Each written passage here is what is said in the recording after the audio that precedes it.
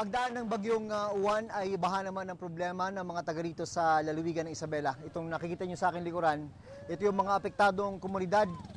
Bubong na lang ang makikita sa ilang mga bahay na nandito dahil sa pag-apaw ng kanilang ilog. Inilipat na sa kalsada yung kanilang mga alagang hayop para mailayo sa baha.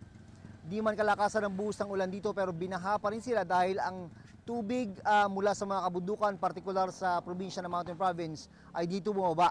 Dahil sa biglang pagtaas ng tubig, kinailangan ng mabilisang rescue operation. Sabi ni Mayor Benedict Calderon ng Bayan ng Roxas, pwede naman sana maiwasan ang mas mahirap na rescue operation kung maaga lang nag-evacuate ang mga residente. As of 8:30 a.m., 5 bayan na ng probinsya ang apektado ng baha, halos 50,000 naman ang mga evacuees. Mahigpit ang bilin ni Isabela Vice Governor Kiko D na wag munang payagang bumalik ang mga nagsilikas dahil tumataas pa ang baha. 33 lungsod naman at bayan ng lalawigan ang apektado ng kawalan ng supply ng kuryente dahil sa mga nagtumbahang poste at mga naputol na kawad ng kuryente.